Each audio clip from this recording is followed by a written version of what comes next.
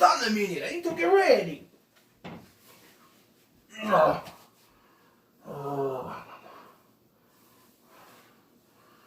Okay.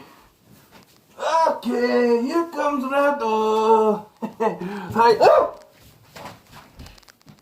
Oh. Damn it. Who put that there? I'm a dead vampire, for God's sake.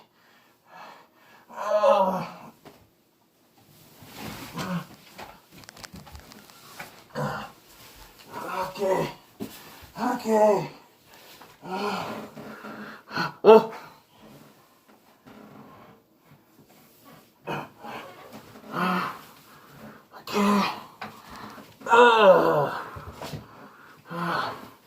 Okay, so which one am I introducing this time? Huh? Bloodlust. Subspecies 3. Wait. Is that the one where I burst into fucking fire? Oh, fuck this movie, I'm not talking about this. I'm becoming fire! No!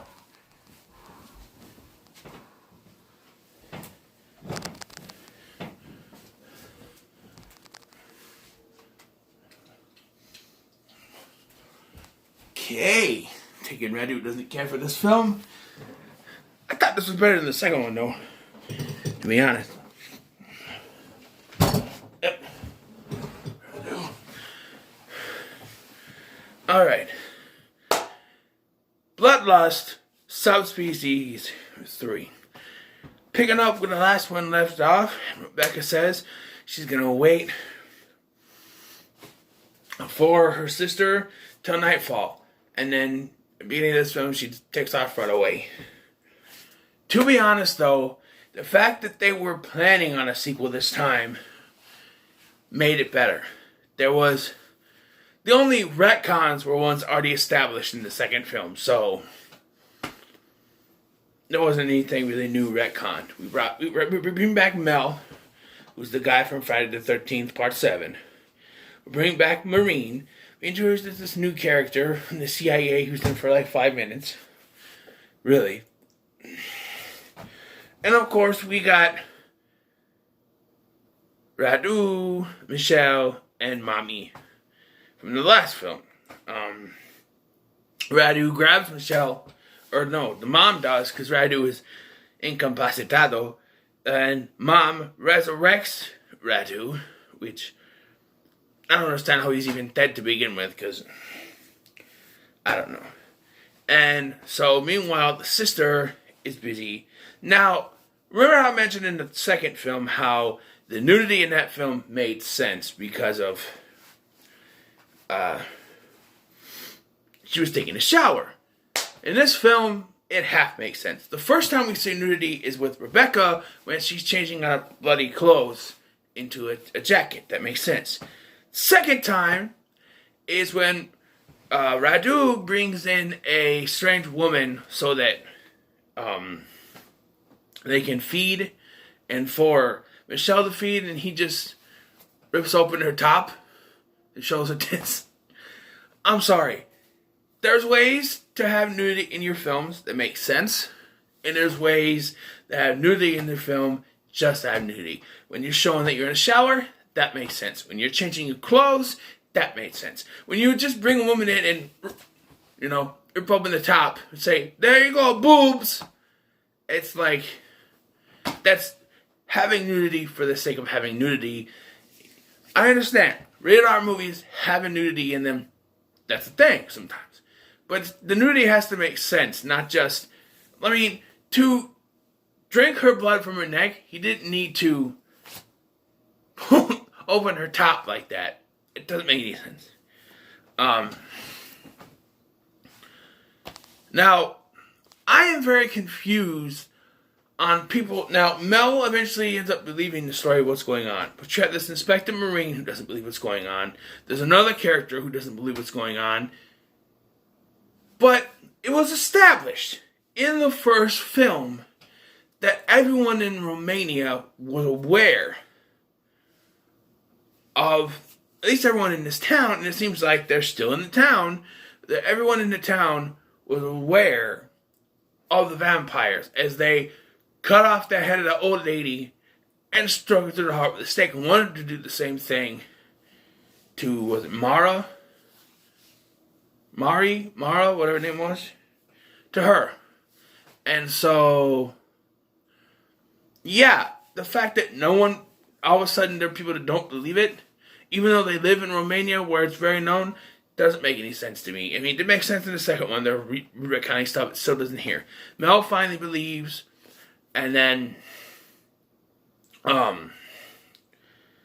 we still don't get Marine, and he gets killed, but I hear he's in the fourth one. I don't know. And well, what do they do around here? It's more retcon stuff from the second one. Is now Radu is training Michelle to be a vampire and suck blood, even though every time they get close, he's the one that sucks the blood and she doesn't. Except for she has him suck his blood, which this has always confused me. And I know it goes back into the lore where you make them drink their own blood. Why do vampires have blood? They're dead. They're dead. Their hearts no longer work. Blood should be stopped pumping through their system, through their bodies. They should have no blood. And yet they say stab them to the heart. Well, their heart is already dead, so it just doesn't make any sense to me. How they can still have blood, I don't know. That's why I like the idea of just, oh, you get bit, you're turned into a vampire. It makes more sense than, oh, you have to drink their blood. How do vampires have blood? It doesn't make no sense to me. It's not from this movie. It just never made sense in that kind of way. It works, and it's that way in Buffy and Angel. It's that way in The Lost Boys. It's confusing. Yeah, so we get this climax, we call it. I could go through this movie, but it's a lot of boringness. It really is. It's like, Michelle, come with me and we'll bite people. No, I got to bite tonight, you. And then, Mommy, what are you doing? Oh, I'm doing this. Okay, you do that. Okay, I do this. It's just like nonsense. You go from Radu and Mom and Michelle doing one thing to the other side, the humans during the day trying to do stuff, and it's really not much that they're doing throughout this film, to be honest. Well, I think it's a little bit better than the previous film because I'm not as angry because they keep the continuity of the previous film, but it's still retconning from the first film, which was a great film. Here, it's just talking, and then finally, oh, it's time for the climax, we gotta go. The CIA guy, and so they have to climb over the wall of the castle. Since when? The first film, they just walked in the damn castle. Now they have to climb over a wall? And they bring in the CIA guy, and they go in there, and they're because supposedly it's during the day, it's supposed to be asleep, and then walk in, and they're like, the old witch doesn't sleep during the day. Well, no fucking duh. She's not a vampire. And so then the guy's like, okay, Granny, or something like that, and she like throws a knife and kills the guy, and it's just like, okay, thanks for showing up for 5 minutes, dude. They've also sort of retconned the story. I don't know if it's really retconning, but apparently Bloodlust, the one in the first film, who played by Angus Scrimm, apparently he impregnated the sorceress and then supposedly killed everyone after she gave birth and took over the castle, which is why the castle is now Castle Bloodlust. Apparently he was the good guy in all this. I don't know. But since he and see, I already forgot his name. Stefan. Since he and Stefan were good guys in the first film, I kind of believe it. Radu was the one that's evil because he was spawned by an evil witch. So the witch gets killed, and then like Radu said, we go outside. The sun's up, even though last two films we saw he was outside during the day for night, and they do it again here too, where the two are standing there and they're like, no, I want to see the dawn. I'm like, Bitch, the sun's already up. What are you talking about? But yeah, it's just like, what? If the sun is rising, if there's any light in the sky, you are dead. And then she's asking him, how do you kill a vampire? It's like, she's like, does the sunlight kill vampires? What?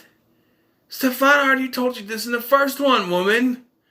What else kills vampires? And then that's where Reddit says, lots of things. No, not really. Not really. Sun, steaks, silver. That's about it. And even silver is a little iffy. You know? Okay, so you got sun. Right? The sun can kill it. Holy water can hurt it and possibly kill it if used enough. Wooden stakes. Sometimes silver, depending, how it works. And anything holy. Cross, Bible, even sometimes a church can hurt or kill a vampire. But it's the way he says a lot of things, like there's a laundry list of stuff. No, it's maybe about this list this long. It's not.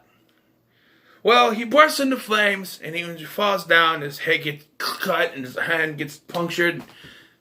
He's dead, and then they try to take her off, but it's daytime, so they shove her in a body bag, which we were shown in the second one that it stops the sun from getting them, so they put them in a body bag. And I guess it's supposed to lead to the fourth one, which I guess it will. I don't know if I will be reviewing that today, because I kind of just want to relax now. But who knows? I may decide I'll put on the next one. Who knows? Which the next one is not actually the fourth one, it's the spin-off, which I hear is boring. Okay. Well, till then, I've been Scotty. Like, share, and subscribe. I'll see you in the next one.